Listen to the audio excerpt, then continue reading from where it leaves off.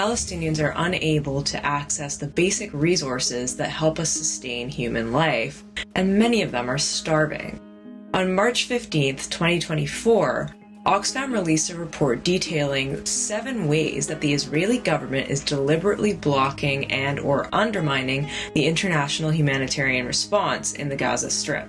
Briefly, the Israeli government is doing this through its total military siege on Gaza, its inefficient inspection protocols that leave aid trucks stranded for an average of 20 days, arbitrarily rejecting dual-use items, assaulting and displacing aid workers, attacking humanitarian facilities and aid convoys, leaving no safe places for Palestinians to evacuate, and systemically denying humanitarian missions and its workers from getting into Gaza. Currently, 1,200 trucks are waiting outside of Gaza, with 800 of them containing food. The aid trucks that end up being held up for around 20 days are first inspected by Egypt and then diverted to Israeli checkpoints, despite the fact that they are going into Palestinian territory and not even into Israel to begin with, which ends up being a massive waste of time.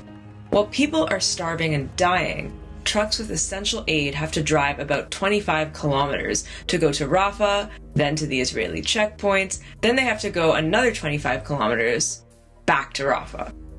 If a truck has a single item that Israeli inspectors don't like, it's sent all the way back to the end of the queue. What about the dual-use ban? The purpose of this ban is to prohibit items that could potentially have military application. No, we're not even referring to pocket knives or anything like that. It actually just means things like flashlights, batteries, and scissors that are in medical kits intended for children. Apparently, these are ingredients for a full-scale military assault.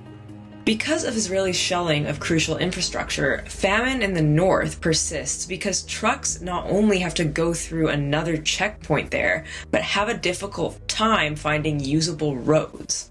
The Oxfam report is damning, and it highlights the illegality of Israel's violations and its responsibilities as an occupying power that it continues to violate as well. Oxfam concluded the report by calling for an immediate, permanent, and unconditional ceasefire, and for all parties to respect international humanitarian law. Of course, this is a law that the US and its allies, including Israel, are famous for violating. It is hard to imagine being in such a position of suffering, and it's worse to know that our governments are complicit in the collective punishment and starvation of innocent people. Some of them hardly try to hide it. On this issue, for instance, David Cameron confirmed that the Israelis are denying visas for aid workers to enter Gaza, creating problems with distribution. Well, what does this tell us?